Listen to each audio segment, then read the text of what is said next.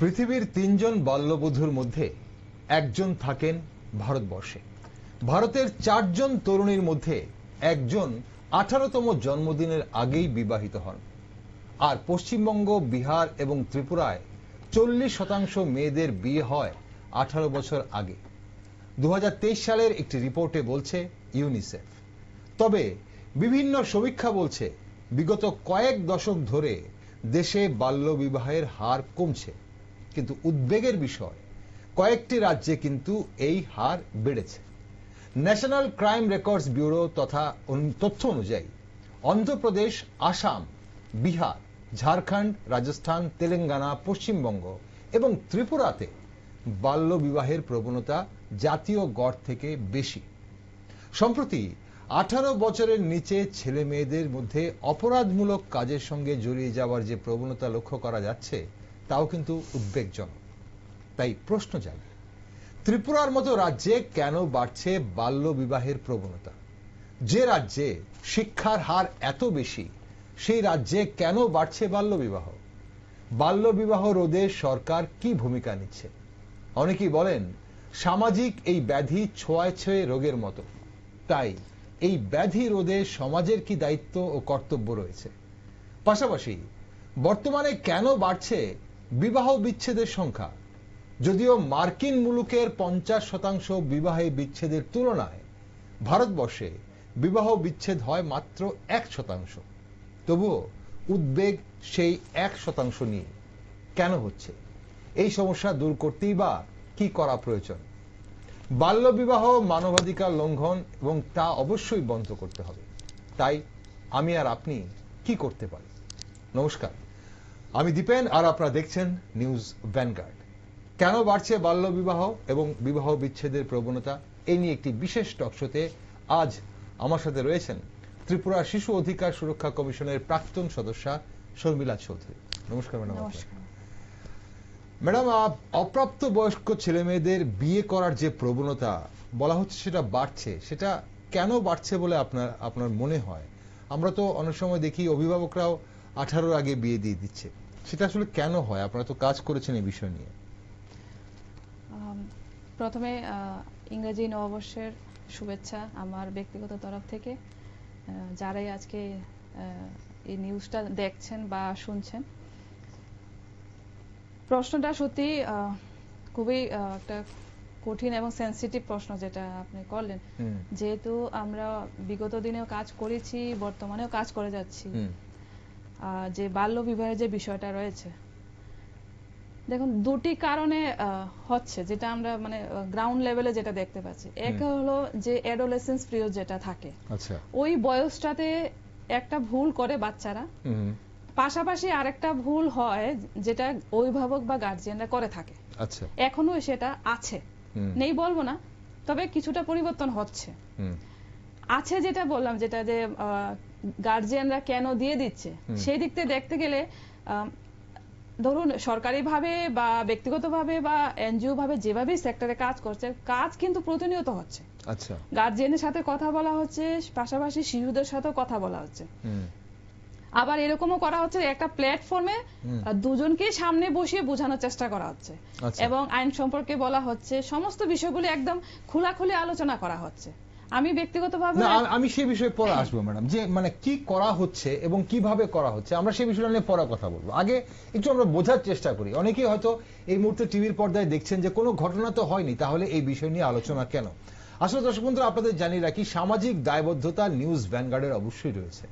News ভ্যানগার্ডের সামাজিক দায়বদ্ধতা রয়েছে বলেই সমাজের যেসব ব্যাধিগুলো রয়েছে বা যেসব সমস্যাগুলো হয়, যেগুলো কোনো নিউজের আকারে কোনো একটা দিন বড় আকার নেয় না, কিন্তু ধীরে ধীরে ধীরে ধীরে পোকার মতো আমাদের সমাজটাকে কুড়ে কুড়ে খাচ্ছে, সেই সব ব্যাধি নিয়ে আমরা অবশ্যই কথা বলি, সেই সব ব্যাধি নিয়ে আমরা অবশ্যই আলোচনা করি। ম্যাডাম, প্রথমে বোঝার চেষ্টা করব যে বাল্যবিবাহ কারা করছে, কাদের মধ্যে হয়? আপনি বললেন যে ছেলে মেয়েরাও ভুল করে, বাবা মায়েরও ভুল করে। ছেলে মেয়েদের ভুলটা কোথায়? অপ্রাপ্ত বয়সে তারা সম্পর্কে জড়িয়ে পড়ে, তারপর আমরা অনেককেই শুনি যে বাড়ি ছুট হয়ে যায়, মানে বাড়ি থেকে পালিয়ে যায়, পালিয়ে গিয়ে বিয়ে করে। এছাড়া আর কি কি ধরনের ভাবে বাল্যবিবাহ হয়? আমরা অনেক ক্ষেত্রে যে দুইটা কারণ আপনি বললেন একদম এটা আমরাও দেখছি বা বিগত দিনেও দেখেছি। আবার অনেক ক্ষেত্রে কি হয় যে এই ভুলটা যেটা করে বাচ্চাটা একটা ভুল করলো, আমরা তো শিশুই বলি, 18 নিচে যারা আছে তারা একটা ভুল করে, এবার এই ভুলটা শুধরানোর জায়গায় গার্জিয়ান কি করে, মেয়েটাকে বিয়ে দিয়ে। আচ্ছা। তারপর বিয়ে যেভাবে হোক, এখন সবাই কিন্তু জানে যে আইন আছে, সাজা আছে, শাস্তি আছে, প্রশাসন আছে। যদি একবার খবর প্রায় বাড়ি ঘরে সবকিছু জানাজানি হয়ে যাবে, তারপর বিয়ে কিন্তু বন্ধ হয়।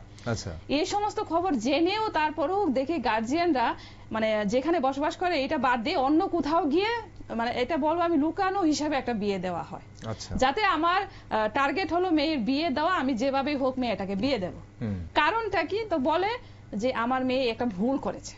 আমি রিসেন্টলিও গত সপ্তাহে একটা এরকম একটা ঘটনাতে আমি গিয়েছিলাম। তো গার্জিয়ান যখন আমরা কথা বলছিলাম, শিশুদের সাথে তো আমরা সেরকম ভাবে কথা পরে বলি, শিশুদের সাথে শিশু হয়ে কথা বলতে লাগে, কিন্তু প্রথম বিষয়টা হলো আমরা গার্জিয়ানের সাথে জানতে চাইবো যে কেন আপনি মেয়েটাকে বিয়ে দিচ্ছেন। তারপর উনি মানে যেটা আমি দেখলাম রিসেন্ট যেটা বলছি, যে বললো আমার মেয়ে একটা ভুল করেছে। তো আমরা জিজ্ঞাসা করলাম যে কি ভুল করেছে, তো বললো ফেসবুকে একটা ছেলের সাথে পরিচয়। তো বললাম তাতে কি হলো, বলে ফেসবুকের সাথে পরিচয় হলো, তারপর একদিন স্কুলে যাবে করে কোথায় জানি চলে গেছে। আচ্ছা। তারপর যেভাবে হোক নিজেরা খোঁজাখুঁজি করে বা যেভাবে হোক মেয়েটাকে বাড়িতে আনা হলো, কিন্তু আনার পর এরকম একটা সিচুয়েশন হয়ে গেছে যে আশেপাশের লোকরা না বারবার একটা জিনিস মানে একটা পিঞ্চ করে, ও তোর মেয়ে তো চলে গেছে, ও তোর মেয়ে তো এভাবে খোরাক হয়ে যায়। আমার ভাবতে অবাক লাগে যে আমরা কিন্তু সমাজে থাকি, আমাদের কাজ হলো একে অপরের সহযোগিতা করা, একে অপরের দুঃখে থাকা, পাশে থাকা, কিন্তু সেটা না করে আমরা দেখছি এই যে কারণটা উনি বললেন এটা কিন্তু সবসময় হয়ে থাকে।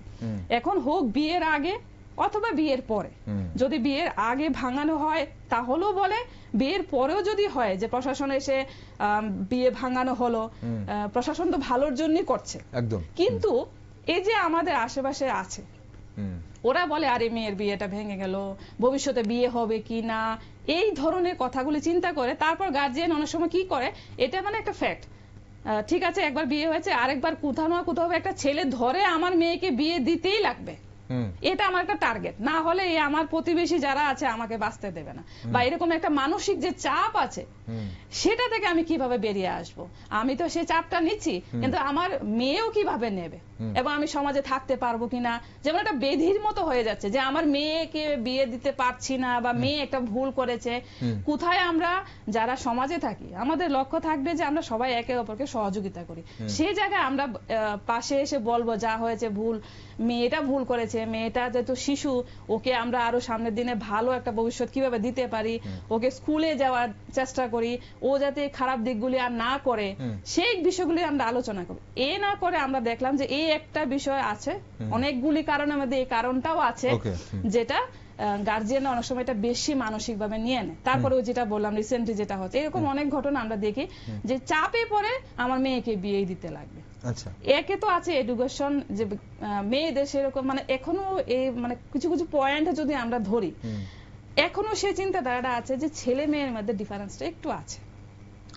সত্য কথা যেটা বলে যে মেয়ে 12 বছর বা 13 বছর, যেটা আমি শুরুতেই বললাম, গার্জিয়ানের যেটা মানে মনোভাব থাকে মেয়েদের সেরকম পড়াশোনার দরকার নেই, এটা আমি একটা পার্সেন্টেজ, একটা কারণ এটাও আছে যে 12 বছর 13 বছর হলো তারপর তুমি ওইদিকে চলে যাও, ঘরের সংসারের দিকে চলে যাও, ওই কাজটা বেশি শিখো, পড়াশোনা বেশি দরকার নেই।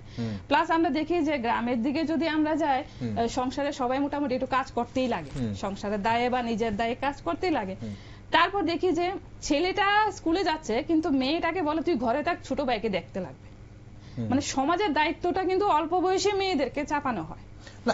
এই বিষয়গুলি আমরা অনেকগুলি কারণ আমরা দেখতে পাই। এই কারণ অবশ্যই এটা একটা কারণ, এই যে আপনি বললেন যে একটা বৈষম্য তৈরি হয় পরিবারের ভেতরেই, একটা লিঙ্গ বৈষম্য তৈরি হয়, সেখানে ছেলেদের একরকম দেখা হয়, মেয়েদের একরকম দেখা হয়। কিন্তু এই জিনিসগুলো আমরা বিভিন্ন চিত্র আমরা দেখতাম এমন কিছু রাজ্যে, আমাদের দেশেই বা এমন কিছু রাজ্যে এসব ঘটনা হতো যেখানে এখনো অনেক পিছিয়ে পড়া মানুষরা রয়েছে। কিন্তু আমাদের রাজ্যে কি এই ধরনের চিত্র দেখা যায়? মানে আমাদের রাজ্যেও কি এই ধরনের চিত্র আছে যেখানে পরিবারের ভেতরেই ছেলে এবং মেয়ের মধ্যে একটা লিঙ্গ বৈষম্য হয়? দেখুন এখন আমি এটা বলবো না একে মানে বিশাল আকারে সেরকম কিছু না, সামান্য একটা কারণ, যদি বাল্যবিবাহের যদি কিছু কারণ আমরা যখন দেখি, যখন আমরা ফেস করছি বা যদি আমরা কারণগুলি দেখি, তখন এই কারণটাও সামনে আসে এবং গার্জিয়ানরা সেটা বলে থাকে যে, এবং আমরা জিজ্ঞাসা করছি কেন আমাদের চিন্তাধারাটাই সেটা যে মেয়েকে বিয়ে দিতেই লাগবে। হয়তো ছেলে মেয়ে সমান সমান আছে, সেম বয়সেরই থাকে, তারপরও দেখি ছেলে বলে ছেলে আমাকে খাওয়াবে, কাজ করবে, কাজ করতে লাগবে, সেখানে মেয়েকে আমি বিয়ে দিয়ে দেবো। এখন 12 বছর হোক, 13 বছর হোক, 14 বছর হোক, 16 বছরই হোক। আচ্ছা, এবার যখন আমরা জিজ্ঞাসা করলাম তাহলে ছেলে বা মেয়ের মধ্যে ডিফারেন্স না তো, কিছু কিছু ক্ষেত্রে আমরা এটাও জিজ্ঞাসা করছি, সবাই কিন্তু পরিস্থিতি সে একরকম না। যেটা আপনি বললেন যে এরকম বৈষম্যটা কি সবসময় দেখা যায়, সব বিষয়ে দেখা যায় না। অনেক সময় কি হয় যে সামাজিক সুরক্ষার একটা যেটা আমি কিছুক্ষণ আগে বললাম যে বিয়ে ভাঙলেও পিঞ্চ একটা দেখা দেয়, ভাঙার পরেও দেখা যায় দাগ থেকে যায়, সেটা কিন্তু একটা ভয়, গার্জিয়ানদের একটা ভয় থাকে যে আমার মেয়ে এটা আমি কিভাবে সুরক্ষিত করব। এখন যদি বিয়ের আগের বিষয়টাও দেখবে, সুরক্ষার বিষয়টা, বিয়ে দিলেও কিন্তু ওদের চিন্তা থাকে। এখন সুরক্ষার বিষয়টা আমাদের কাছে লেগেছে যে গার্জিয়ান বলে আমি তো সারাদিন কাজের বাইরে চলে যাই, আমার স্বামীও কাজের বাইরে চলে যায়, মেয়েটাকে ঘরে কিভাবে একা রেখে যাব। তো এখানে বলা যায় যে গার্জিয়ানের একটা সুরক্ষা বাচ্চাদের প্রতি আছে, এটাও একটা কারণ আমরা সামনে দেখেছি যেটা আমরা বলি। তো সেই জায়গায় দেখলাম যে এখন আমরা সাপোর্ট দিতে চাইছি যে কিভাবে আপনার মেয়েকে, এখন যদি অনেকে বলে ঠিক আছে ভয়ে বিয়ে দিচ্ছে, তো আমরা বললাম আপনার মেয়ে তো সকাল থেকে 4টা 4:30 পর্যন্ত স্কুলে থাকার কথা, আপনি যদি মেয়েকে প্রপার স্কুলে পাঠান ওই সময়টা তো ও স্কুলে থাকবে, তারপর আপনার কাজ সারলার পরে তো আপনি চলে আসবেন, ঘরে আসবেন, তারপর সেই জায়গাতে আপনি বিষয়টা একটু লক্ষ্য করে দেখতে পারেন। তাহলে আমার মনে হয় এই যে সামাজিক একটা ভয় আমার মেয়েকে কে দেখবে, সুরক্ষা দেবে, সেই বিষয়টা সামনে আসবে না। তো আমরা এইভাবে একটু বোঝানোর চেষ্টা করে থাকি। ওকে, আসলে অনেকগুলো কারণ আছে, অনেকগুলো কারণ, একের পর এক যে কারণগুলো আমরা বলছিলাম বা ম্যাডাম যেগুলো বলছিলেন যে কি কি কারণে বাল্য বিবাহ আজও আমাদের সমাজে বর্তমান রয়েছে। বাল্য বিবাহ কি কি কারণে রয়েছে?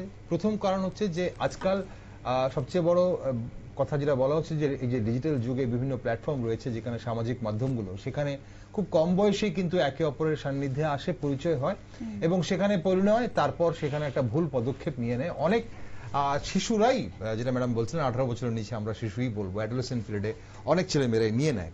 তো সেখানে সেটা একটা কারণ। তারপর সেই ভুলের জন্য তার পরবর্তী ভুলটা পরিবারের মানুষরা করেন, পরিবারের মানুষরা সামাজিক চাপের জন্য বা চক্ষু লজ্জার জন্য যত তাড়াতাড়ি সম্ভব মেয়েটিকে বিয়ে দিয়ে দেওয়ার চেষ্টা করেন এবং সেই বিয়েতে মেয়েটি খুশি আছে কিনা সেটা পরের বিষয়, কিন্তু প্রথম যেটা লক্ষ্য সেটা হচ্ছে বাপের বাড়ি থেকে মেয়েটিকে বিদায় দিয়ে একটা অন্য বাড়িতে, অর্থাৎ তার শ্বশুর বাড়িতে পৌঁছে দেওয়া। এর পরের যে কারণটি ম্যাডাম বলছিলেন সামাজিক সুরক্ষা, পরিবারে যখন বাবা মা দুজনেই কাজে বেরিয়ে যাচ্ছেন, সেখানে বাচ্চাটি বা মেয়েটি কি করে একা বাড়িতে থাকবে, তার জন্য বিয়ে দিয়ে দাও।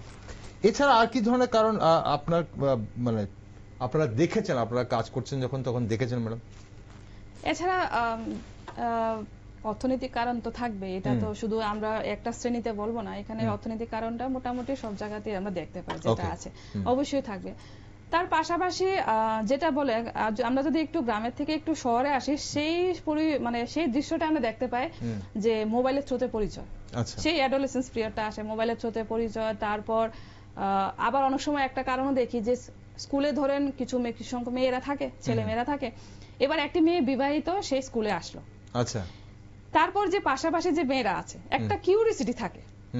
আমরা এটাও দেখেছি যে বান্ধবী বিয়ে হয়েছে, ও সেজে গুজে ক্লাসে এসছে, তারপর বান্ধবীরা যোগাযোগ, আরে কি হয়েছে, কখন একটা কিউরিসিটি ভাব যায়, ওর বিয়ে হয়েছে, ও কি রকম চলছে, নতুন পরিবেশ কি রকম লাগছে, একটা কিউরিসিটি। আমরা যে বলি যে টিন বয়সটা 19, 17, 14 যে বয়সটা বয়সন্ধি কাল, যেটার মধ্যে মানে বাইরের জগৎটা খুব সুন্দর একটা লাগে।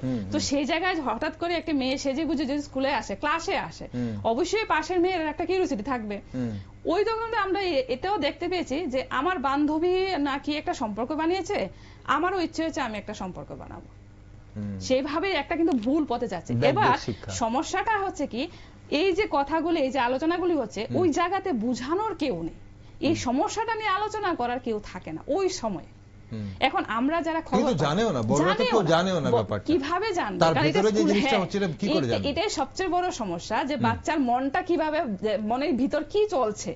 যেমন স্কুল থেকে ফেরার বাড়িতে যখন আসে, আমরা কতজন গার্জিয়ান আছে জিজ্ঞাসা করি যে বাবা স্কুলে কি হয়েছে আজকে, কি পড়াশোনা হয়েছে, বান্ধবীর সাথে কি আলোচনা হয়েছে, আমরা কতজন, আমরা নিজেরাই প্রশ্ন করি না। কারণ আমরা দেখি আমরা সবাই একটু ব্যস্ত থাকি, বাচ্চাদের সাথে 10টা মিনিট সময় দেওয়ারও অনেকের সময় থাকে না। সে জায়গায় আমি আজকে যারা এই অনুষ্ঠানটি দেখছে, আমি এটাই বলবো, অ্যাটলিস্ট সারাদিনে রাতের শেষে হলেও বাচ্চাদের সাথে সাথে অ্যাটলিস্ট 10টা মিনিট সময় কাটান। আমার শিশু সকাল থেকে সন্ধ্যা পর্যন্ত কি করেছে না করেছে, আপনি আছে বন্ধুত্ব হিসাবে বা বন্ধু হিসাবে আপনি জানার চেষ্টা করুন। তবে শুরুতে একটু সমস্যা হবে, কিন্তু আস্তে আস্তে কিন্তু আমরা সেই বন্ডিংটা চলে আসবে। আমরা দেখি কি যে একটা বয়সের পরে কিন্তু গার্জিয়ান থেকে একটু বাচ্চারা দূরে চলে যায়। ছোটবেলায় যেরকম কাছাকাছি থাকে, একটা বয়সে পর্যন্ত গ্যাপটা চলে যায়, তখন মনে হয় বন্ধু ভালো, বাইরের জগৎটা ভালো, ঠিক আছে, বাবা মা বকাবকি করছে, আর বাবা মা বকাবকি একটু বেশি সেনসিটিভ নিয়ে নেয়। আমরা যেটা দেখেছি অনেক ঘটনা এরকম হয়েছে, আবদার করে না পেলে অনেক কিছু ঘটনা হয়েছে, ভুল বলে। সেই জায়গায় আমরা এটা বলবো যে বকাবকি না করে, শাসন না করে, একটু আদর, একটু যত্ন করে যদি বাচ্চার পাশে 10টা মিনিট বসে বা জিজ্ঞাসা করে বাবা তুই কি করেছিস আজকে সারাদিনে, কি কি হয়েছে, বাচ্চা কিন্তু সব কিছু বলে দেবে। তখন কিন্তু আমরা বুঝতে পারবো। এবং বন্ডিংটা খুব দরকার গার্জিয়ানের সাথে, যেটাই হোক। এখন গার্জিয়ান যদি নাও থাকে, ঘরে অবশ্যই দাদা বা দিদি বা বড় বোন বা মাসি পেশি যেই থাকুক, যে কেউ একটা রিলেশন বানিয়ে রাখে। এবং যদি শেয়ার না করে, আমরা কিভাবে জানবো যে স্কুলে কি হয়েছে বা ওর মনে কি চলছে? এবার আমরা গার্জিয়ানরা দেখি সবাই যেহেতু আমরা ব্যস্ত থাকি, সকালে বেরিয়ে যায়, বাচ্চা সকালে বেরিয়ে যায়, রাত্রে আস্তে আস্তে খাওয়া দাওয়া করে ঘুম, সেই সকালে ঘুম থেকে ওঠার আগে বাচ্চা ঘুমিয়ে থাকে, বাবা চলে যায়। এই সমস্যা, এইগুলি কিন্তু আমাদের একটু বিবেচনা করতে লাগে। ঠিক ম্যাডাম, এই যে বাল্যবিবাহের এই যে প্রবণতাগুলো আপনারা দেখছেন বা আপনারা কাজ করছেন বা আপনারা দেখছেন, কোন অংশে এই প্রবণতাটা বেশি দেখছেন বলে মনে করেন? এটা কি কোনো ক্ষেত্র বিশেষ বা কোনো এলাকা বিশেষ এরকম কিছু কি দেখছেন, বা কোনো একটা বিশেষ অংশের মধ্যে এরকম বেশি বাল্যবিবাহের প্রবণতা? বিশেষ অংশ বলতে আমরা যেটা বলি, অবশ্যই যেটা আমি শুরুতে বললাম যে অর্থনৈতিক একটা সমস্যা, কারণটা সবসময় দেখা যায় আর কি। তারপর আমি এটা বলবো না যে শুধুমাত্র আমরা আর্থিকভাবে যারা সচ্ছল না, তারা মানে আগে থেকে, সেখানে তো গার্জিয়ান, বাচ্চাদের থেকেও গার্জিয়ানদের সেখানে ভূমিকাটা বেশি। গার্জিয়ানরা চেষ্টা করেন তত তাড়াতাড়ি দিয়ে দেওয়ার কথা, যেটা প্রাচীন কাল থেকে চলে আসছিল। একদম, আমি এটাই বলছিলাম। এবার দেখুন, যদি আমরা গ্রামের দিকে দেখি, সেটা বোঝা যায় যে আমার তো সেরকম সামর্থ্য নেই, এবং অনেকগুলি ঘটনা যেটা দামাচাপা দিয়ে রাখে, সবগুলি মেটানোর জন্য আমি মেয়েকে বিয়ে দিচ্ছি। এটা হলো গ্রামের চিত্র, ঠিক আছে। শহরে কি হচ্ছে, ও যেটা বললাম, মোবাইলের থ্রুতে পরিচয় হয়ে যাচ্ছে, ঘরে বাচ্চাটা একা থাকে, মা বাবা থাকে না। যখন মা বাবাকে খুঁজে, বাচ্চা দেখে কি মোবাইল আছে আমার কাছে, এবং মোবাইলে কিন্তু সে সময় কাটায়। এবার গার্জিয়ান কি বলে, মোবাইল তো আমি ভালোর জন্য দিয়েছি, কিন্তু মোবাইলে কি দেখছে গার্জিয়ানরা কিন্তু জানে না। এরা শহরে কি করা, এবং আমরা দেখি ভালোর সাথে কিন্তু খারাপও থাকে। এখন ডিজিটাল হোক বা অফলাইনই হোক, যেটাই হোক, তো গার্জিয়ান যখন বাচ্চারা যখন মা বাবাকে খুঁজে, তখন দেখি যে তারা মোবাইলে সবকিছু পেয়ে যাচ্ছে। এবার মা বাবা যদি ঘরেও থাকে, বাচ্চারা দেখি মোবাইলেই সারাদিন ব্যস্ত থাকে। মা কি মনে করে, না আমার বাবা তো ভালোই আছে, ঘরে ভালোই ব্যস্ত আছে, পড়াশোনা করছে। কিন্তু না, এই যে মোবাইলের যুগটা যেটা দেখলাম, এখন আমরা ডিজিটাল সবকিছু দেখি, এটা ভালো যেমন খারাপটা আমরা সবাই জানি। তো সেই দিকে যারা এই যে ফেসবুকে পরিচয়, ফেসবুক খোলা বা অনলাইন হওয়া, নিজেকে বেশি প্রমোট করা বা এরকম করাটা, এটা ওই মোবাইলের থ্রুতে চলে আসে। তো সেই জায়গাতে যদি আমরা শহরের দিকটা দেখি, এখানে কিন্তু দেখা যায় যে মেয়েটা একটা ভুল করেছে বা ছেলেটা একটা ভুল করেছে, সেটাকে ঢাকার জন্য আমি কি করলাম, যদি মেয়ে হয় আমরা বিয়ে দেওয়ার চেষ্টা করি। এভাবে একটা আমরা দেখি চিত্র, যেটা আমরা যখন চাইল্ড ম্যারেজ গুলি খবর পাই, গার্জিয়ানের সাথে যখন কথা হয়, আমরা এইগুলি দেখতে পাই। ওকে ম্যাডাম, এখানে এই যে অনেক পরিবারে সহিংসতা, এটা কতটা মানে একটা কারণ এইসব বাল্যবিবাহের ক্ষেত্রে? কারণ অনেক পরিবারে দেখা যায় যে পরিবারের ভেতরেই কিন্তু খুব একটা হিংসার চিত্র সবসময় বিরাজমান থাকে। সেখানে বাবা মার ভেতরেই হোক বা পরিবারের অন্যান্য সদস্যদের মধ্যেই থাকুক, সেখানে পরিবারের প্রতি বিতৃষ্ণা বাল্যবিবাহের দিকে ঠেলে দেয়। এরকম কি চিত্র কখনো আপনারা দেখেন, মানে দেখেছেন, বা এরকম উদাহরণ কি আছে আপনাদের কাছে? মানে গৃহস্থ হিংসা যেটা বলছেন, গৃহস্থ হিংসা যেটা আমি মানে আমরা যখন কাজ করতাম, সেটা আমরা কারণ সব চেহারাই আমরা দেখেছি, সত্য কথা যেটা। কিছুটা এফেক্ট বাচ্চাদের উপরে পড়ে, এবং কিছুটা এফেক্টও আছে চাইল্ড ম্যারেজের ক্ষেত্রে। কিরকম ভাবে, যেমন গৃহস্থ হিংসার জেরে কি হয় যে সেপারেট হয়ে যায়, হ্যাঁ, বাবা এক জায়গায় থাকে, মা এক জায়গায় থাকে। তো স্বাভাবিকভাবে যেটা আমাদের যে আইন আছে, মানে আমাদের দেশে যে আইনটা আছে, শিশু যারা আছে মার সাথেই থাকবে, এটা নিয়ম যেটা 18 আছে বছর 18 বছর নিচে মার প্রাধান্য, মার অধিকারটাই বেশি থাকে শিশুর উপরে। এবার যেহেতু সিঙ্গেল মাদার বাচ্চা থাকে, তো এবার একটা সমস্যা হয় কি যে মা যদি কাজে চলে যায় বাচ্চাটা সেই আবার সেই চিত্রটাই চলে আসে, বাচ্চাটা একা থাকে, তার সুরক্ষার বিষয়টাও থাকে। তারপর দেখা যায় যে মা কি করে, মানে যখনই কোনো একটা বিষয় চিন্তা করে যে প্রতিবেশী খবর টবর পায় যে এরকম ঘটনা হচ্ছে, খারাপ হতে পারে, চলো আমার মেয়েকে বিয়ে দিয়ে দিই, পড়াশোনার দরকার নেই, সেটা যেভাবেই হোক মেয়েকে বিয়ে দিয়ে দিই। এখন আজকে যদি বেশিরভাগ ক্ষেত্রে দেখা যায় যদি মা বাবা একসাথে থাকে, বাবা অথবা মা কেউ না কেউ তো বাচ্চাকে দেখে রাখবে, হ্যাঁ, কেউ না কেউ সময় দেয়, আমরা যেটা দেখি বা দেখি। তো যখনই ভুল হয়, গার্জিয়ান যদি একসাথে থাকে বাচ্চাদের কিন্তু বন্ডিং ভালো থাকে। সেই জায়গায় সেপারেট যদি হয়, আবার এটাও মনে আসে যদি সিঙ্গেল মাদার বা সিঙ্গেল ফাদার যারা বাচ্চারা আছে, ও তোর তো মা নেই বা তোর তো বাবা নেই, এই কথাগুলি কিন্তু ওই যে পরিবেশের চাপ যেটা বলি বা স্কুলে গিয়ে চাপ, এগুলো কথা কিন্তু একটা না একটা সময় ওর ফিল হয়। আমরা ছোটবেলায় নাও বুঝতে পারে, যখন বাচ্চাটা বড় হয় তখন বলে আরে আমার বাবা তো আমার পাশে নেই, আমার মা তো আমার পাশে নেই। তখন এই জায়গাটা কিন্তু ফিল আপ করার জন্য কেউ না কেউ আসে। ওই যে আশাটা কি ভালো না খারাপ এটা কিন্তু বুঝতে অনেক সময়টা লেগে যায়। যদি ভালো হয় তো ভালো, আর যদি খারাপ হয় এখানে কিন্তু কুচক্রেরও কাজ করে, যেটা আমরা দেখেছি যে মানে যে বাচ্চাগুলি খালি সিঙ্গেল থাকে, ঘরে একা থাকে, কারোর সাথে কেউ নেই, তখন একটা কিন্তু ওই যে কিডন্যাপিং বা এরকম কিছু জিনিসগুলি চলে আসে। পাশের বাড়ির কাকা জ্যাঠা দ্বারা লাঞ্ছিত হচ্ছে, যে আমরা কেসগুলি আমরা দেখছি যে এরকম কিন্তু বিরাট আকারে একটা কেস হয়ে যায়।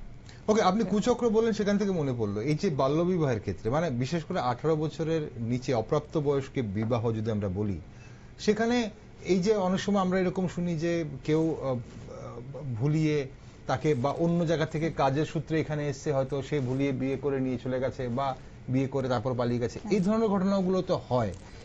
এই ধরনের চিত্রগুলো কি শুধুই কি মানে একটা অজ্ঞতাবশ হয় নাকি মানে সেখানেও অন্য কোনো কিছু কারণ কাজ করে? এখানেও তো আমরা ধরি অজ্ঞতাবশতই হয়ে থাকে। এখানে বলতে কি দেখি যে বাচ্চাটা সেই একটা কাউকে খুঁজছে, খালি জায়গা, ওর জীবনে একটা অংশ খালি থাকে, সেই জায়গাটায় ও একটা কাউকে খুঁজছে যে মনে কথা বলতে পারবে, যে কিছু একটা করতে পারবে, কিন্তু সেই জায়গাটা ও গার্জিয়ান ওইভাবে কাউকে পাচ্ছে না। এখন ওই জায়গাটা ফিল আপ করছে কি সেই কুচক্র যেটা, এবং ওরা কিন্তু একটা টার্গেট থাকে, যেটা আমরা যদি একটু অ্যানালাইসিস করে থাকি যে এরকম ভালনারেবল বাচ্চা যারা আছে, খালি থাকে বা এরকম ডিসপুট থাকে, এরকম তাদেরকে কিন্তু টার্গেট করা হয়, এবং ভুলিয়ে ফুসলিয়ে যেভাবেই হোক ওদেরকে কিন্তু পাচার করা হচ্ছে। আমাদের ত্রিপুরাতেও সেরকম নাই, কিন্তু বাইরে যদি আমরা একটু খবরাখবর নিয়ে দেখি এই ধরনের ঘটনা কিন্তু অহরহ হচ্ছে, এবং ওদেরকে বিক্রি করা হচ্ছে বা ওদেরকে যৌন কাজে লিপ্ত করা হচ্ছে, যেটা আমরা কিন্তু ত্রিপুরাতে আমরা এখনো সেরকমটা দেখতে পাই না। আমরা ভগবানের আশীর্বাদই বলবো আমাদের মেয়েরা সেরকমটা কিছু হচ্ছে না, বা যদি একটা দুইটা ঘটনা পাওয়া যায়, আমাদের যখন কমিশনের কাজ চলছিল তখন কিন্তু যখন চাইল্ড ওয়েলফেয়ার কমিটি বা চাইল্ড লাইন যেগুলি রয়েছে, সরকারি সংস্থা যেগুলি রয়েছে, যখনই খবর পায় মেয়েদের যদি যে রাজ্যেরই হোক বা যে প্রদেশেরই হোক, তৎক্ষণাৎ কিন্তু মেয়েটাকে হোম টাউনে নিয়ে আসা হচ্ছে, যাতে মেয়েটার লাইফ রিস্ক না হয়ে থাকে। ওকে, আমরা যখন অপ্রাপ্ত বয়স্কে বা বয়সে বিয়ের কথা বলছি, তখন সেখানে শুধু মেয়েদের কথা অবশ্যই উঠে আসছে, কারণ রিস্ক মেয়েদেরই থাকে অধিকাংশ। ছেলেদের কি কোনো ধরনের মানে ক্ষতি হওয়ার সম্ভাবনা থাকে কি? মানে অনেক সময় তো ছেলেরাও আমরা দেখছি অপ্রাপ্ত বয়সে বিয়ে করে ফেলছে, তাদের বেলায় কি কোনো ক্ষতি হয় না? সেরকম আমরা মানে এই রাজ্যে আমরা মানে জীবনের ক্ষতি তো হয়ে যায়, কারণ 18 বছর আগে এটা তো সবার ক্ষেত্রে, এখন ছেলে হোক বা মেয়ে হোক, ছেলেদের তো বয়স বলা হচ্ছে 21 বছরের নিচে যদি কেউ বিয়ে করে ফেলে, তাহলে জীবনে যদি সেটেল না হয়। আর সবচেয়ে বড় সমস্যা যেটা কয়, আমরা তো সবাই সাংসারিক জীব, আমরা যেটা দেখি এখন সংসার হচ্ছে সারা জীবন অ্যাডজাস্টমেন্ট করা, সারা জীবন অ্যাডজাস্ট করার পরও দেখা যায় যে সংসারে কিছু নোকঝোক চলে আসে। হ্যাঁ, আমি এরকমও দেখেছি যে 20 বছর 22 বছর সংসার করেছে, সামান্য কিছু ব্যাপারের জন্য কিন্তু বিবাহ বিচ্ছেদ হয়ে গেছে, লম্বা একটা সময় চলে যাওয়ার পরও।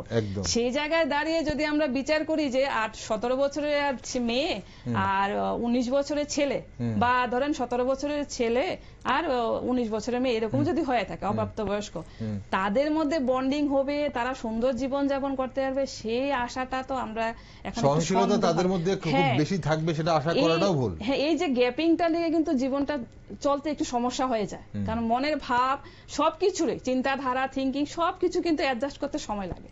তো সেই বিষয়টা কিন্তু সবচেয়ে বড় বিষয়, যে যদি আমাদের প্রশাসনিক ভাবে এই বয়সটা ধার্য কেন করা হয়েছে, আমরা যদি একটু ডিপলি আলোচনা করে থাকি, কারণ শারীরিক মানসিকভাবে তৈরি হতে কিন্তু এই বয়সটারই দরকার একদম। এবং এই বয়সটা পার হলে আপনাদের যদি ক্লাস 12-এ একটি মেয়ে পড়ে এবং ক্লাস 9 বা 10-এ যদি আমরা একটি মেয়ের সাথে কথা বলি, অনেক কিছু ডিফারেন্স দেখা যায় কিন্তু। এখন ক্লাস 12-এ যেটা বলি আমরা একটা ধরে নিই যে একটা প্রাপ্তবয়স্কের মতো কথা বলছে, তো সেই জায়গায় এই যে নিয়ম রুলস আইন যে বানানো হয়েছে সবকিছু চিন্তা ভাবনা করে কিন্তু বানানো হয়েছে যে একটা ছেলে অথবা একটা মেয়ে মেন্টালি বা ফিজিক্যালি তৈরি হোক, তারপরে বিবাহ বন্ধনে যাক, যাতে তাদের ভবিষ্যৎটা সুন্দর হয়ে থাকে। ওকে, আমরা বাল্য বিবাহ বা অপ্রাপ্তবয়স্ক বিবাহের কথা বলছি। অনেক সময় আপনারা যেটা বলছিলেন যে আপনারা খবর পেয়ে যান, সেখানে বিয়ে ভাঙাও হয়। অনেক সময় পরিবার তরফ থেকে খুব ধুমধাম করে 18 বছরের নিচের মেয়েদের বিয়ে দেওয়ার একটা উদ্যোগ নেওয়া হয়। সেখানে অবশ্যই কমিশন যখন খবর পায়, কমিশন গিয়ে সেই বিয়ে, বা প্রশাসন খবর পেলে, প্রশাসন যেভাবেই হোক, এখন শিশু সুরক্ষা কমিশন হোক বা শিশু সুরক্ষা অধিকার কমিশন হোক, কমিটি হোক, বা প্রশাসন গিয়ে নিজে গিয়ে, পুলিশ প্রশাসন গিয়ে সেই বিয়েটা বন্ধ করতে পারে। এখন কথা হচ্ছে আইন কি বলছে? আইন যে বলছে যে 18 বছর আগে কোনো মেয়ে, ভারতবর্ষে 18 বছর আগে কোনো মেয়ে এবং 21 বছরের নিচে কোনো ছেলে বিয়ে করতে পারে না।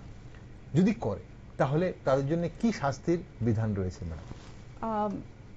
আমি যদি খুব সংক্ষেপে যেটা বলি, যদি 18 বছর নিচে মেয়েদের এবং 21 বছরের নিচে যদি ছেলেদের বিয়ে করানো হয়, 2 বছরের শাস্তি। আচ্ছা, শাস্তি হয় 1 লাখ টাকা জরিমানা আছে।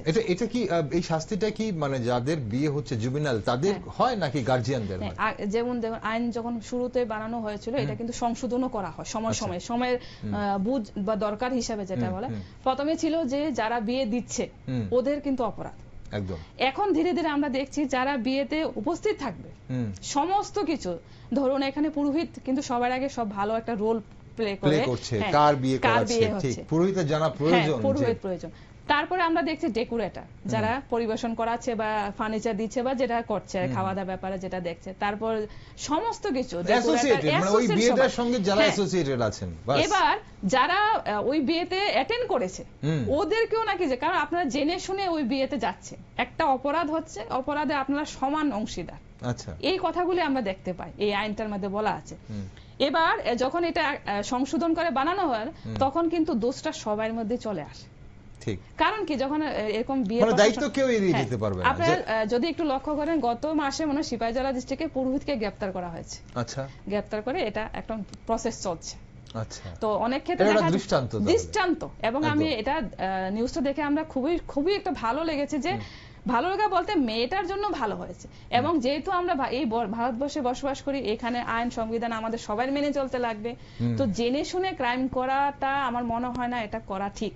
যারাই দেখছে অ্যাটলিস্ট সবাই যাতে একটু সচেতন থাকে। ঠিক। আজ আমাদের সঙ্গে যারা রয়েছেন, আপনাদের মধ্যে অনেকেই হয়তো ব্যাপারটা জানতেন না। ম্যাডাম যেটা বললেন যে যদি কোনো অপ্রাপ্ত বয়স্ক ছেলে বা মেয়ের বিয়ে হয় এবং সেই বিয়ে দিতে উদ্যোগী হয় পরিবারের মানুষেরা, সেখানে আপনি পুরোহিত হন বা আপনি মৌলবী হন বা আপনি সেখানে কোনো অতিথি হন বা আপনি সেখানে যদি আপনার কোনো কাজের জিনিস ভাড়া দিয়ে থাকেন, ডেকোরেটর বলুন, কেটারার বলুন, সবকিছু আপনি যদি সেই বিয়ের সাথে কোনো না কোনো ভাবে যুক্ত থাকেন, তাহলে কিন্তু আইনের চোখে আপনিও কিন্তু একজন অপরাধী। কারণ আপনি একজন অপ্রাপ্ত বয়স্ক ছেলে বা মেয়ের বিয়েতে সঙ্গী হয়েছেন এবং তার জন্য শাস্তির বিধান আপনার জন্য রয়েছে নতুন আইনে। ম্যাডাম, এবার আমরা একটু অনুষ্ঠানের প্রায় তো অনেকটা পর্ব চলে গেছে, অনেকটা সময় চলে গেছে, আমরা একটু শেষের দিকে আসি। সেই রাজা রামমোহন রায় কবে চেষ্টা করেছিলেন সতীদাহ প্রথা থেকে শুরু করে বাল্যবিবাহ রোধে অনেক চেষ্টা করে গেছেন আমাদের মনীষীরা। সেই সামাজিক ব্যাধি আজও আমাদের সমাজে বর্তমান। আপনি কিছুক্ষণ আগে বলছিলেন যে লোকলজ্জার ভয়ে পরিবারের মানুষ পারিপার্শ্বিক চাপে বিয়ে দিয়ে দেয়। এখন সেটা কি পারিপার্শ্বিক চাপটা কি যাদের আর্থসামাজিক কন্ডিশন কম তাদের জন্য বেশি, যারা অর্থশালী, যারা বিত্তবান, তাদের জন্য তো খুব একটা বেশি এটা মনে হয় না। কারণ আমরা তো এমনও দেখি যে একের অধিক বিয়ে ভাঙছে, তারপরেও কিন্তু ভালো আছে, কারণ ওমেন এম্পাওয়ারমেন্টের যুগ, উনি ওনার নিজের পছন্দ করে নিতেই পারেন। কিন্তু যখন আমরা এই একই কন্ডিশন যখন আমরা একটু গ্রামে যাই, প্রত্যন্ত এলাকায় যাই, যেখানে মানুষের অর্থবল খুব বেশি নয়, আর্থিকভাবে সচ্ছল না যেসব পরিবার, তাদের ক্ষেত্রে কিন্তু এমনটা হয় যে পারিপার্শ্বিক চাপ খুব বেশি মনে হচ্ছে, তাদের মানুষ লোকলজ্জার ভয়, তখন সেখানে গ্রামের অনেক কিছু মাতব্বররা অনেক ধরনের কথাবার্তা বলেন। তো সেটা তো একটা অর্থের সঙ্গে একটা বিরাট বড় রোল আছে। এখন প্রয়োজন কি কি করার, এই সমস্যা থেকে আমাদের সমাজকে মুক্তি দিতে কি কি করা যেতে পারে? আপনারা তো কাজ করছেন, কারণ অনেকেই অনেক কিছু বলেছে, অনেক কিছু জানি আমরা বই খুললে অনেক কিছু দেখতে পাই। কি করা প্রয়োজন, আইন করা আছে, সরকার কি করতে পারে, আমরা কি করতে পারি, সমাজ কি করতে পারে, পরিবার কি করতে পারে? আপনারা তো কাজ করেছেন, আপনারা জানেন ভালো। এখন যে কারণগুলি বলা হচ্ছে, এখন আমাদের সবাইকে একসাথে মিলে কাজ করতে লাগবে। এখন আমরা যদি সবসময়, প্রশাসন কিন্তু কাজ করছে, পাশাপাশি সমস্ত ডিপার্টমেন্ট বা যে সমস্ত পাশাপাশি শাখা প্রশাখা যে ডিপার্টমেন্টগুলো রয়েছে এবং এনজিও যারা রয়েছেন, সবাই কিন্তু গ্রাউন্ড লেভেলে সবাই চেষ্টা করে যাচ্ছেন। এবং যেহেতু আমরা সবাই এই রাজ্যে বাস করি, আমরা সবাই জানি যে বাল্য বিবাহ বিষয়টা কিন্তু একটু সবাইকে নজর দিতে লাগবে। সেই জায়গায় সবার আগে সচেতনতাটা বৃদ্ধি করা সবার আগে খুবই দরকার।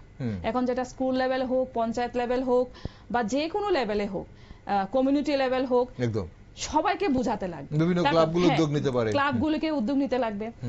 এবার এখন হচ্ছে যে আমি এই মাসে একটা প্রোগ্রাম করলাম, সবাইকে বুঝালাম, তারপর আবার আমি উধাও, আমি আবার 6 মাস পর আমার দায়িত্ব খালাস হলো, সেটা না। আচ্ছা, আপনাকে প্রত্যেক মাসে, প্রত্যেকভাবে, যখনই আপনার সুবিধা হয়, আপনার বাচ্চাদের সাথে, আপনার অভিভাবকদের সাথে যখনই পারেন, যারা আপনারা দায়িত্বে আছেন, সবাই যাতে এগুলো একটু নজর রাখেন। আমরা আইন সম্পর্কে আলোচনা করতে পারি, আমরা বয়সন্ধিকালে কি কি সমস্যা হতে পারে সেটা নিয়ে আলোচনা করতে পারি।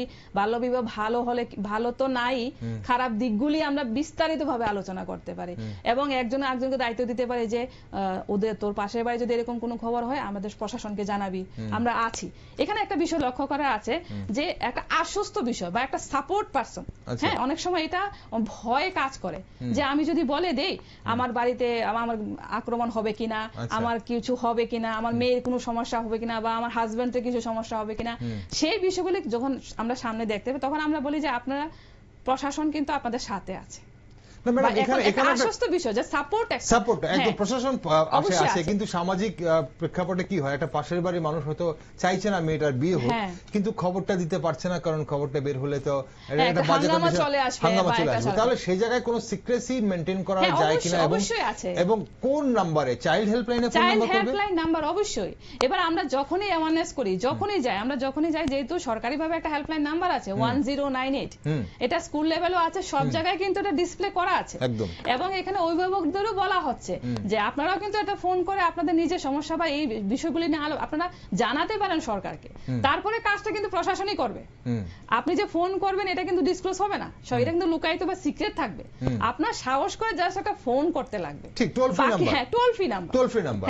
এটা দর্শক বন্ধুরা আপনারা অনেকেই জানেন, হয়তো যারা, মানে অনেকেই বলতে বেশিরভাগ, সিংহভাগই জানেন যে টোল ফ্রি নাম্বার কি হয়। সেখানে আপনার মোবাইল নাম্বার জানার কোনো বিষয় নয়, কে ফোন করছে সেটা জানার বিষয় না, খবরটা কি সেটা নিয়েই কিন্তু কাজ করা হয়। তো 1098 আমরা জানি 1098 চাইল্ড হেল্পলাইন নাম্বার। কোনো শিশুর, 18 বছরের নিচের কোনো শিশু কোনো জায়গায় যদি বিপদগ্রস্ত হয়, আপনার যদি মনে হয় যে সে কোন সমস্যায় আছে এবং আপনি তার খবর দেবেন, তাহলে অবশ্যই তার এই খবরটা আপনি 1098-এ দিতে পারেন। সেখানে অবশ্যই যদি দেখেন যে কোনো মেয়ের 18 বছর আগে তার পরিবার, তার বাবা মা বিয়ে দিয়ে দিচ্ছে, আপনার সেটা ভালো লাগছে না, আপনি যদি জানেন যে তার 18 বছর হয়নি, আপনি যদি শিওর হয়ে থাকেন, তাহলে অবশ্যই আপনি হেল্পলাইনে খবর দিয়ে সেটা প্রশাসনকে জানাতে পারেন। ম্যাডাম, তারপর আবার অনেক ক্ষেত্রে দেখা যায় যে বিয়ে কিন্তু আমাদের ধর্মীয় নীতি হিসাবে কিন্তু 1 সপ্তাহ বা 2-3 দিনে হয় না। বিয়ে কিন্তু একটু সময় লাগে, 1 মাস বা 15 দিন আগে থেকে। তো সেখানে আমি সবাইকে একটু অনুরোধ করব, যারা এই হেল্পলাইন নাম্বারটা আপনারা ইউজ করবেন বা খবরটা জানাবেন, যে আপনার পাশের বাড়ি যদি বিয়ে হয় বা আপনার পরিবারের মধ্যে কারোর যদি বিয়ে সংগঠিত হয়ে থাকে, আপনারা একটা শুরু থেকে প্রশাসনকে জানাবেন। কারণটা কি, একদম লাস্ট মোমেন্টে জানানো হলে সবারই একটু মনে ব্যথা লাগবে, পরিবারেরও সারা জীবনের পুঁজিটা এটা দেওয়া হচ্ছে মেয়েটাকে, বিয়ের দিন গিয়ে প্রশাসন যে বিয়েটা ভাঙবে, আপনি যদি আগে থেকে জানেন তাহলে আগে থেকে বলে দেন। আমি অপেক্ষা কেন করব, চেষ্টা করে আমি যদি 2 দিন আগেও একটা খবর পেয়ে বাঁচাতে পারি, এটলিস্ট আমরা সবাই তো মানুষ, আমরা সারা জীবন খরচা হয়ে যায়। তো এই জিনিসটা যাতে আমরা বাঁচাতে পারি, এবং চাইল্ড ম্যারেজ তো আমরা অবশ্যই করব, তো অর্থনৈতিক দিক দিয়ে যদি আমরা সাপোর্ট করতে পারি, এবং এটাও কিন্তু একটা পরিষেবা দেওয়ার মতো। ঠিক, আপনি দুটো কাজই করলেন। আপনি সুনাগরিক হিসেবে ওনার মেয়েটির জীবনও বাঁচালেন এবং পাশাপাশি ওনারও অর্থ বাঁচালেন। এই কথাটা আবার অনেক সময় কি হয় যে এখানে যে অনেকটা কি প্রণয় সংগঠিত হয়ে থাকে, যেটা আমি বললাম, অনেক সময় এরকমও ফোন আসে যে 8টার সময় বিয়ে, 6টার সময় ফোন করে বলো এখানে একটা বিয়ে আছে।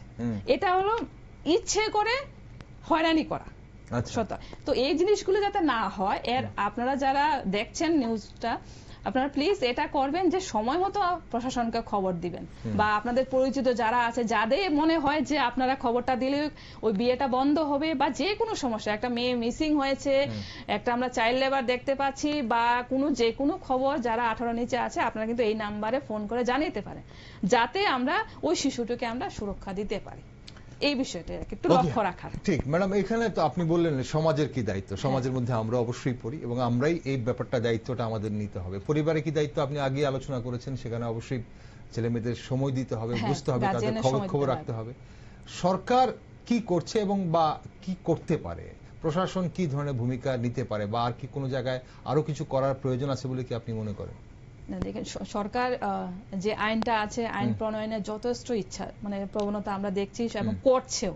পাশাপাশি এছাড়া সরকারের যে বাকি ডিপার্টমেন্টগুলি আছে তারাও চেষ্টা করছে, যেটা আমরা দেখি যে অ্যাওয়ারনেস প্রোগ্রাম চলছে, অ্যাডোলেসেন্স পিরিয়ডে নিয়ে সমস্ত আলোচনা চলছে, সেটা হেলথ হোক, এডুকেশন ডিপার্টমেন্ট হোক, বা কমিশন বা সোশ্যাল ডিপার্টমেন্ট হোক। পাশাপাশি আমরা দেখছি রাজ্যে যে এনজিও রয়েছে, নন গভর্নমেন্ট যেগুলি, ওনারাও কিন্তু পঞ্চায়েত লেভেলে কাজ করছে, বাড়ি ঘরে যাচ্ছে, গার্জিয়ানের সাথে কথা বলছে। এবং এই যে ওদের আমি একটা ভালো জিনিস দেখতে পাই যে এনজিও যারা আছে, যেটা আমি রিসেন্টলি দেখতে পাচ্ছি, এই যে আমাদের বাঙালি বিয়েটা হয়, বিয়ের একটা কিন্তু সময় থাকে, সারা বছর কিন্তু বিয়ে হয় না। এবার যখনই বিয়ের সময়গুলি আসে, ওই সময়টা দেখে এনজিওরা মানে আরো বেশি অ্যাক্টিভ দেখাচ্ছে, যে ওই বিয়েতে যাতে কোনো মা বাবা পা না দেয়, বা কোনো একটা মেয়ে যাতে পা না ফেলতে পারে। ওই সময়টাতে তারা গার্জিয়ানের সাথে বেশি বেশি করে কথা বলছে। মানে যেগুলি টার্গেট থাকে যে ওই বাড়িতে মেয়েটা বিয়ে হতে পারে, কথাবার্তা চলছে, 18 বিয়ে হতে পারে, যে কোনো একটা কারণে বোঝানোর চেষ্টা করে। এবং তখন দেখি যে বাড়িতে বাড়িতে যাওয়া হচ্ছে, কোনো না কোনো ভাবে যোগাযোগ রাখা হচ্ছে যে আপনারা এই কাজটা করবেন না, কারণ আপনাদের সময় আছে বিয়ে দেওয়ার। এই না যে 18 নিচে বিয়ে দিলে ভালো, সময় মতো বিয়ে দেন। বিয়ে তো অবশ্যই দিতে লাগবে, যেহেতু সামাজিক জীব হিসাবে। তো এনজিও যে কাজটা আমি কিছুদিন আগে দেখছি, এটা আমার কাছে মানে খুব ভালো লেগেছে। পাশাপাশি অবশ্যই সরকারের সহযোগিতা পাওয়ার পরেই এনজিও গুলি কাজ করে থাকে, যেহেতু রাজ্যে আছে। এবং প্রশাসনে দেখি যে স্কুল লেভেলে, সমস্ত লেভেলে অ্যাওয়ারনেস প্রোগ্রামগুলো অনবরত চলছে। এবং আইনটা নিয়ে আইন দপ্তরে যারা আছে, যেমন ডালসা আছে, সালসা আছে, ওনারা কাজ করে যাচ্ছে। আমি নিজেও ব্যক্তিগতভাবে এরকম অনুষ্ঠানে যাই, গিয়ে দেখে খুব সুন্দরভাবে বোঝানো হয়, সেটা গার্জিয়ান লেভেলে হোক বা বাচ্চাদের লেভেলে হোক। বাচ্চাদের মতো করে বাচ্চাদের বোঝানো হচ্ছে, যেমন ছবি বানিয়ে দেখানো হচ্ছে। শিক্ষক শিক্ষিকারও একটা বিরাট বড় ভূমিকা। অবশ্যই আমি যেটা শুরুতে বললাম যে সবাই কিন্তু দায়িত্ব থাকে, এবং এটা না যে আমি আজকে করলাম না, আমাদের কন্টিনিউয়াসলি এটা চালিয়ে যেতে লাগবে, কারণ হ্যাঁ, এটা কিন্তু একটা ব্যাধি হয়ে যাচ্ছে। যদি এটাকে সরাতে লাগে, আমাদের অনবরত প্রসেস করতে লাগে। ঠিক, যে ব্যাধি আমাদের মনীষীরা অনেক চেষ্টা করার পর আমাদের সমাজ থেকে প্রায় মুছে ফেলেছিল, তাকে আবার সেই পোলিওর মতো, আবার সেই পোলিও প্রায় আমরা ভারতবর্ষ থেকে প্রায় নির্মূল করেই ফেলেছি। ঠিক তেমনি এই বাল্য বিবাহ বা মানে 18-র নিচে মেয়েদের বিয়ে বা 21-এর নিচে ছেলেদের বিয়ে আমাদের দেশ থেকে প্রায় নির্মূল হয়েই গেছিল, কিন্তু আবার দেখা যাচ্ছে কয়েকটা রাজ্যে, যেটা national crime bureau national records বলছে যে একটু বাড়ছে কয়েকটা রাজ্যে, তার মধ্যে আমাদের রাজ্যও রয়েছে, ত্রিপুরা রাজ্যও রয়েছে।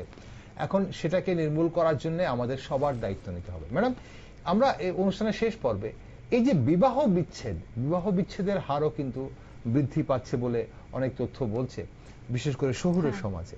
এই বিবাহ বিচ্ছেদের জন্য কি এই যে অপ্রাপ্ত বয়সে বিয়েটা কি একটা কারণ বলে আপনার মনে হয়? একটা জায়গায় যদি আমরা একটু অ্যানালাইসিস করি, যেটা আমি বললাম যে অ্যাডজাস্টমেন্ট বা বয়সের যে ডিফারেন্স, সেটাও কিন্তু বিচ্ছেদের কারণ হয় বা হচ্ছে। অনেক সময় যেটা দেখি যে স্বামী এক কথা বলছে, স্ত্রী এক কথা বলছে, কারণটা কি? সেই বয়সের গ্যাপটা কিন্তু বিরাট একটা কারণ হয়ে যাচ্ছে। কারণ সেই জায়গায় আর সমান বা ব্যালেন্স করতে গেলে কিন্তু সেটা আর হচ্ছে না। তো আর অনেক সময় কি হয়, অল্প বয়সের মেয়েটাকে যদি বিয়ে দেওয়া হচ্ছে, হ্যাঁ, তার তো পড়াশোনাটা সেরকম হচ্ছে না। এবার পড়াশোনার মা যদি শিক্ষিত না হয়, বাচ্চাকে শিক্ষিত করা যাচ্ছে না। এবং এটা নিয়ে কিন্তু একটা কারণ চলে আসে, বাবা বলে এই তো ঘরে আসলাম, পড়াশোনা করাচ্ছে না, বাচ্চা কেন কম নাম্বার পেলো। এবার যখন খারাপ একটা কিছু দেখা দেয়, এটা পুরো দোষটা কিন্তু মার উপরে চলে আসে। পরে না হয় অ্যানালাইসিস করা হয় যে না, দোষ তো আমারও আছে, আমি দেখিনি। কিন্তু শুরুতে যখন ফার্স্ট ইমপ্রেশনটা দেওয়া হয় যে তোমার জন্যই আমার মেয়ে ছেলে কম নাম্বার পেয়েছে, এখন এটা আমরা দেখি, আমরা মানে শুরুতেই বলে থাকি যে সেটা যে কোনো বিষয় হোক। তো এই একটা কারণ যেটা এবার বাবা তো বললো না আস্তে আস্তে না ভুল হয় ঠিক আছে অ্যাডজাস্ট করেছে, কিন্তু মার মনটা যেটা সুন্দর, কারণ ও তো সেরকম মানে পরিপক্ক সে জায়গায় হয়নি যেহেতু গ্যাপিংটা রয়েছে। এবার মার মনে কিন্তু সেটা রয়ে যায় আচ্ছা, যে আমি আসলে তো ঠিকই আমি তো পড়াশোনা করিনি, আজকে যদি আমি ভালো করে পড়াশোনা করতাম হয়তো আমার ছেলে ভালো নাম্বার আসতো। আচ্ছা, এটা তো ক্লিয়ার, বাবা তো এটা বলে চলে গেছে, কিন্তু মার মনে কিন্তু সুপ্ত একটা জিনিস এটা রয়ে গেছে।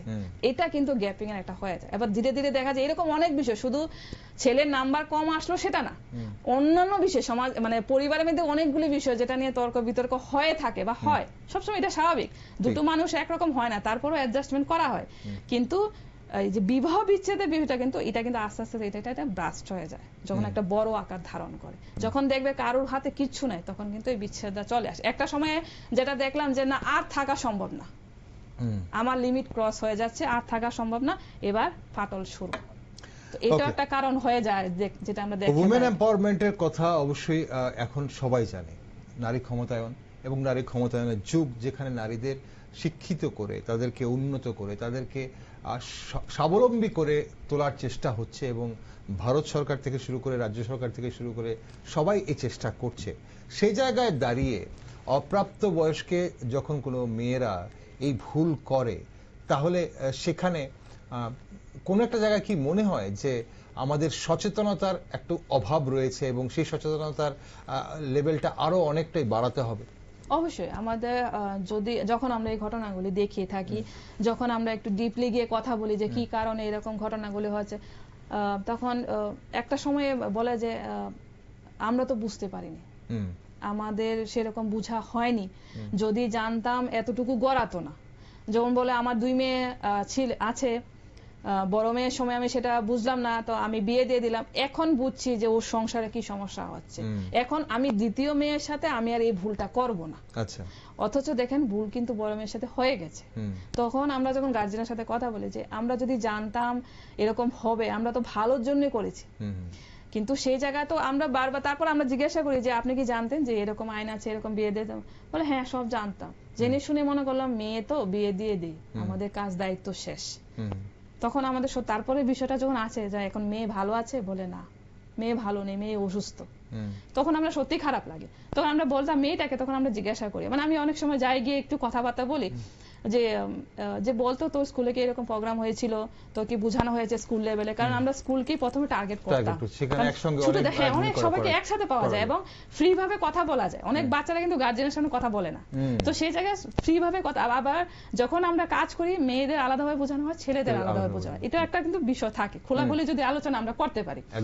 তো বললাম হ্যাঁ ম্যাডাম আমাদেরকে তো বুঝিয়েছে, স্কুলে এরকম প্রোগ্রাম হয়েছে, আমাদের বলেছে, কিন্তু মা তো বুঝে না, মা তো বিয়ে দিয়ে দিয়েছে, আমি অনেক মানা করি। তারপর আমরা বললাম তাহলে তুই কেন ফোন করলি না বা কেন হেল্প চাইলি না?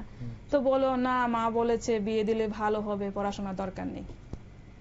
তারপরে আমরা গার্জিয়ানকে বলি যে কেন কি হয়েছে, তারপর গার্জিয়ান যখন আমরা কাছে সারেন্ডার করে বলে দেয় যে ম্যাডাম ভুল হয়ে গেছে, আমরা বুঝতে পারিনি, আমরা তো মনে করেছিলাম ভালোর জন্য, এখানে ভুল মানে জীবন শেষ। এখন যে ভুলটা হয়েছে আমরা ভগবানের কাছে প্রার্থনা করতে পারবো যে বাকি জীবনটা ভালো কাটুক, এটাই আর কি।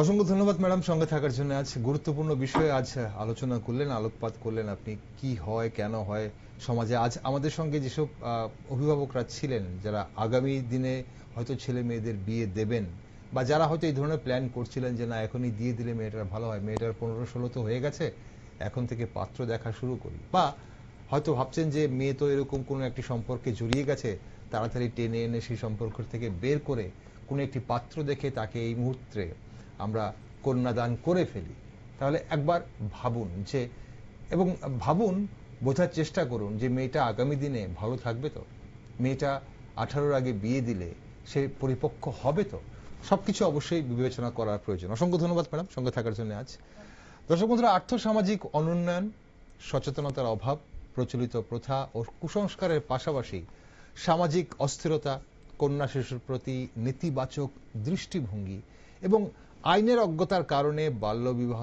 আজও আমাদের সমাজে একটা মাথা ব্যথা। সরকার ও সুশীল সমাজের পক্ষ থেকে এটি নির্মূল করার প্রচেষ্টা সত্ত্বেও বাল্যবিবাহ এখনো ভারতে একটি সাধারণ ঘটনা হিসেবে কিন্তু রয়ে গেছে। বাল্যবিবাহ রোধে প্রয়োজন সামাজিক সচেতনতা বৃদ্ধির এবং পাশাপাশি আইনের কঠোর প্রয়োগ। আর সামাজিক এই ব্যাধি নির্মূল করতে দায়িত্ব কিন্তু নিতে হবে সবার, আমার আপনার সবার।